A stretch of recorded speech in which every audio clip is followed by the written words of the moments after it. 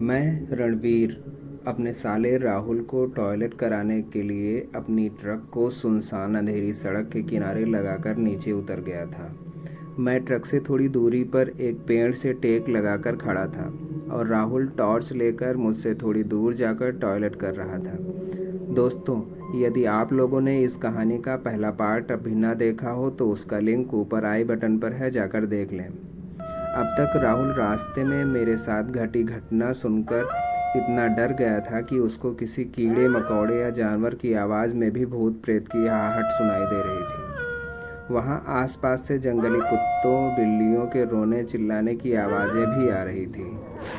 अचानक मैंने देखा कि एक कुत्ता ज़ोर से भौंकता हुआ मेरी ही ओर आ रहा है। वो लगातार मेरी ही तरफ मुँह करके भौंके जा रहा है।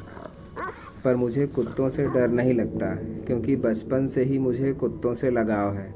मैं जैसे ही किसी भौंकते कुत्ते के पास जाकर प्यार से उसके सिर पर हाथ फेरता हूँ, वो शांत हो जाता है और भौंकना बंद कर देता है। तो इस बार भी मैंने यही किया। मैंने कुत्ते के पास जाकर जैसे ही बिना डरे उसके सिर पर हाथ फेरा, वो एकदम शांत हो गया। मैंने कहा, क्यों, क्या हो गया बच्चे को? क्यों भूखे जा रहा है? हम तेरा कोई नुकसान थोड़े ही कर रहे हैं। भूख लगी है तुझे?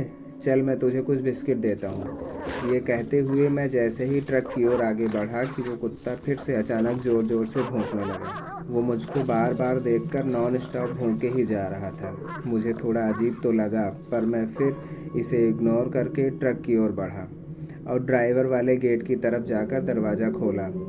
मेरे तो होश ही उड़ गए, ये देखकर कि बिल्कुल हूबहू मेरे ही जैसा एक इंसान खून से सना हुआ एकदम जख्मी हालत में ड्राइविंग सीट पर बैठा है और वो मेरी ही तरफ घूरकर देख रहा है। यह देखते ही मैंने धड़ाम से गेट बंद कर दिया और ट्रक से दूर हो गया। फिर से उसी पेड़ की तरफ आ गया जहाँ कुत्ता भौंक रहा था।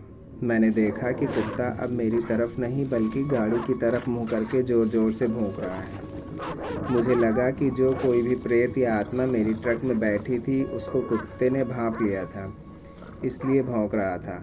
लोग कहते हैं कि जानवरों को इन सब नेगेटिव शक्तियों का आभास इंसान से पहले ही हो जाता है। इतने में राहुल टॉयलेट करके आ गया और बोला, जीजा जी चलिए चलते हैं। चूँकि वो पहले से ही डरा था, इसलिए मेरी हिम्मत भी नहीं हुई उससे कुछ कहने की।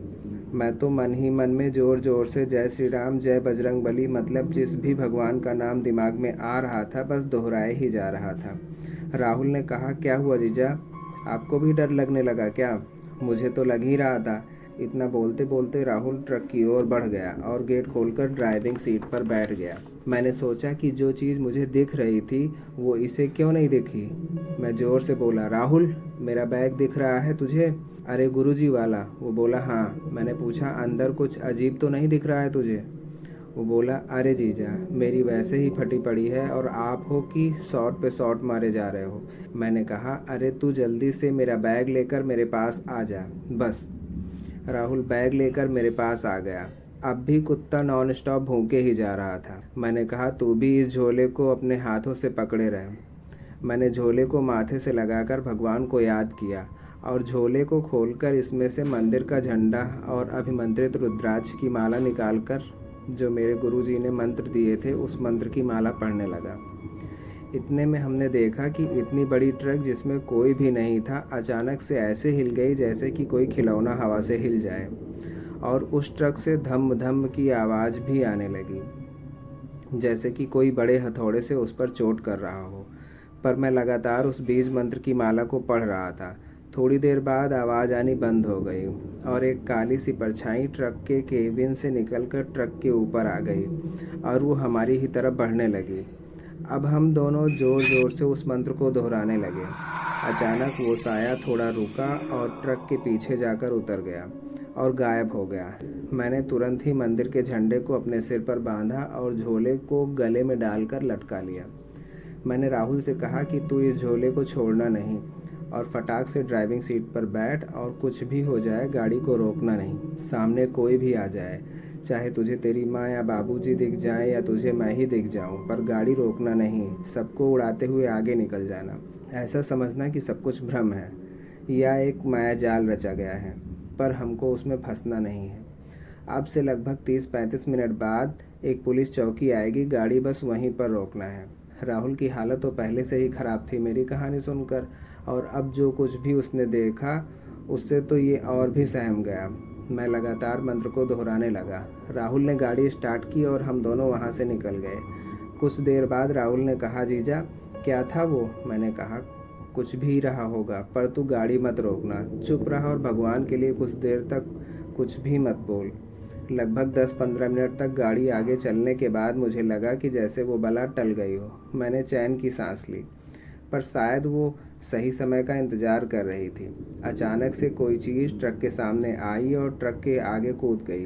ट्रक का अगला टायर तो उस पर नहीं चढ़ा, पर वो चीज़ ट्रक के बीच वाले टायर में जाकर फंस गई। ट्रक का पिछला टायर जैसे बार बार फंसने लगा, जैसे कि कोई बड़ी चीज़ ट्रक में बार बार रगड़ खा रही हो। राहुल ने कहा, जीजा ये टायर में क्या फंस गया? कहीं कोई कुत्ता या सूअर तो नहीं? मैंने कहा, कुछ भी हो, पर तू चलाना मत रोकियो। गाड़ी आगे बढ़ती जा रही थी। लगभग ऐसे 10-12 मिनट और बीत गए। कभी कभी वो आवाज़ 10-15 सेकंड के लिए रुक जाती, पर फिर से स्टार्ट हो जाती। जब कुछ देर तक ऐसे ही होता रहा तो मुझे लगा कि सच में कोई चीज़ टायर में अटक गई है। मैंने साइड मिरर में देखा, पर बाहर से कुछ भी नहीं दिखाई दे रहा था।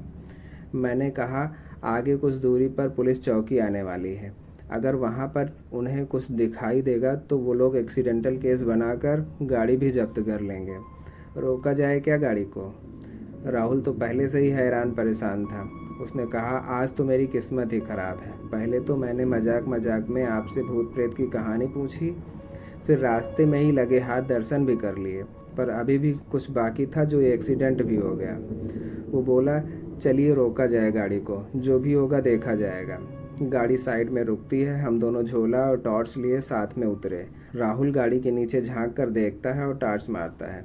अचानक चीखता है, जीजा। मैंने कहा, क्या हो गया भाई? उसने कहा, ये तो कोई इंसान है। मैंने कहा, ऐसे कैसे कोई इंसान आ गया? इसे मरने के लिए मेरी ही ट्रक मिली थी क्या?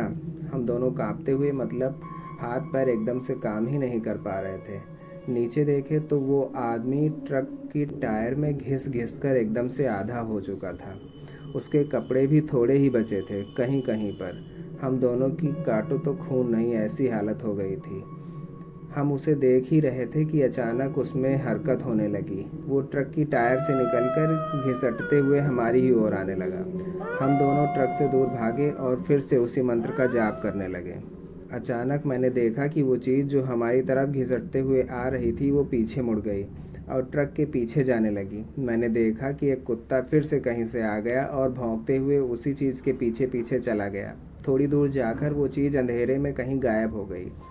मैंने कहा, राहुल अब तू रहने दे, अब से गाड़ी मैं चलाऊंगा, तू बगल में बैठ जा। मैंने गाड़ी फिर से स्टार्ट की और आगे बढ़ने लगा। आगे चलते चलते जैसे ही मेरी नज़र साइड मिरर पर पड़ी, मैंने देखा कि वो चीज़ जो फंसी थी नीचे, वो मुझे मेरे पास आकर साइड मिरर में मुझे अपना चेहरा दिखा रही है। और वो चेहरा किसी और का नहीं बल्कि मेरे साले राहुल का था। एकदम से डैमेज्ड चेहरा, खून से लथपथ। और इसी समय राहुल को भी दूसरी तरफ से साइड मिरर में मेरा एक्सीडेंटल चेहरा दिखाई देने लगा, जो कि खून से भीगा हुआ, आंखें निकली हुई, घिसा सा चेहरा जिसमें चेहरे की हड्डियां भी दिख रही थीं।